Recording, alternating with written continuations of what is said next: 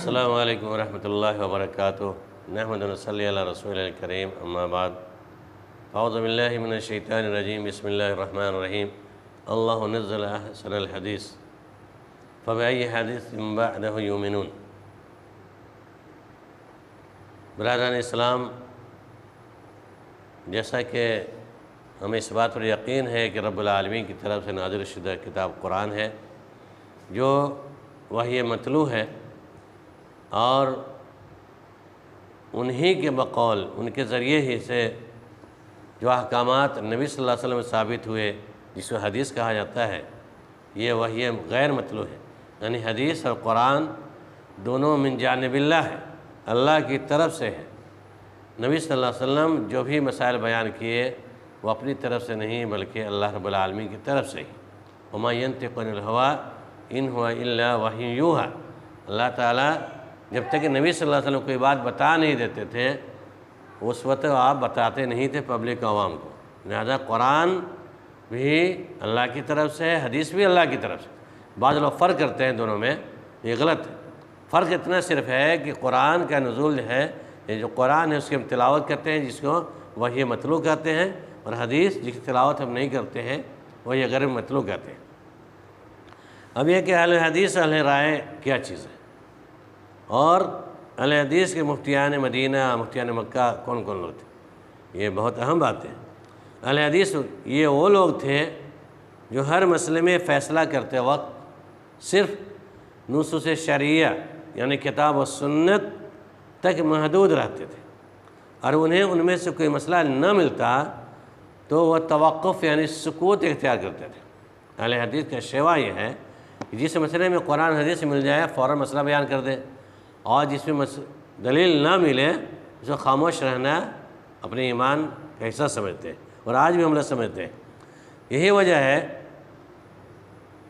کہ آج اہل حدیث کی تعداد کم ہے، اور اس کے خلاف اہل رائے، اگر دلیل نہ ملے تو اپنے طرف سے رائے پیش کر دینا، یہ اہل رائے کہتا ہے۔ دو طبقہ ہے، ایک اہل حدیث اور ایک اہل رائے۔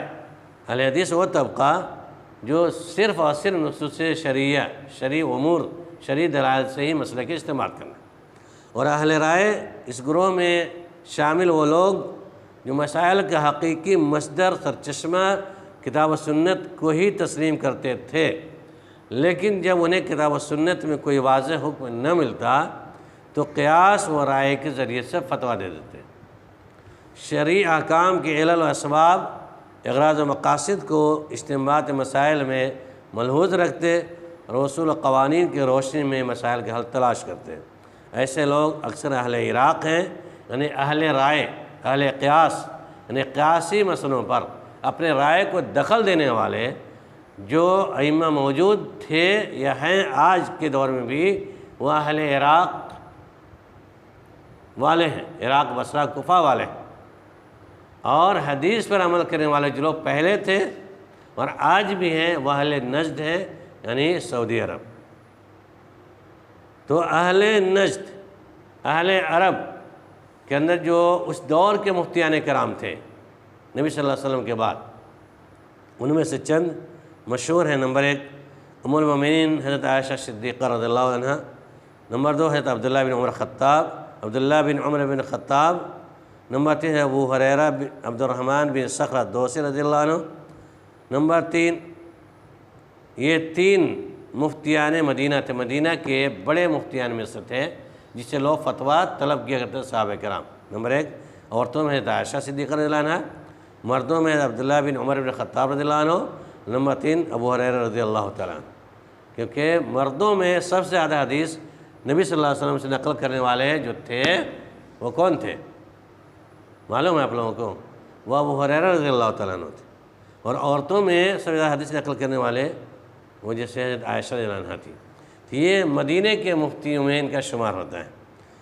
ان صحابہ سے علم حاصل کرنے والے کبار تابعین مدرج ذیل۔ نمبر 1 سعید بن مسیب مخزومی۔ نمبر 2 عروہ بن زبیر۔ نمبر 3 ابو بکر بن عبد الرحمن۔ نمبر 4 زین العابدین۔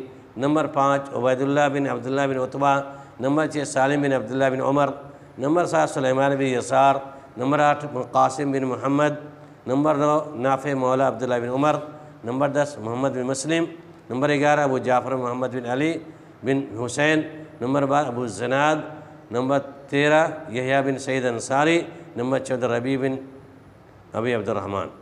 یہ ہے مدینہ کے اندر مفتی کی حیثیت سے فائز تھے، اور پورے صحابہ کرام کے یہ 3 صحابہ مفتی تھے اول، اس کے بعد ان کے شاگرد کبار تابعین، ان لوگوں نے علم حاصل کیا اور اپنے اپنے علاقے میں حدیث کی تدوین کی، پھیلایا۔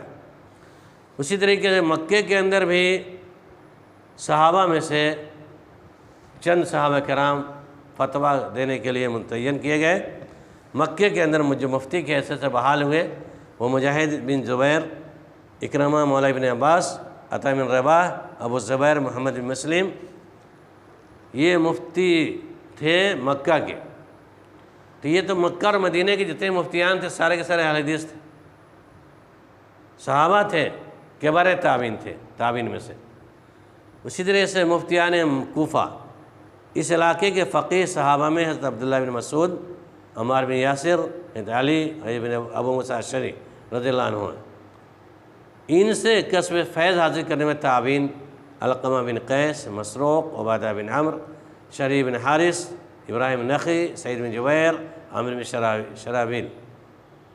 اسی طرح مفتیان بصرہ کے اندر مفتی صحابہ میں سے حضرت انس بن مالک رضی اللہ عنہ اس علاقے میں اشاعت دین کے فرائض انجام دیتے رہے، اور تابعین میں سے ان سے علم حاصل کرنے والے صحابہ سے آپ کے ذہن میں سوال پیدا ہوتا ہوگا نا کہ نبی کے بعد ہمارے میں اسلام کیسے آیا ہے نا؟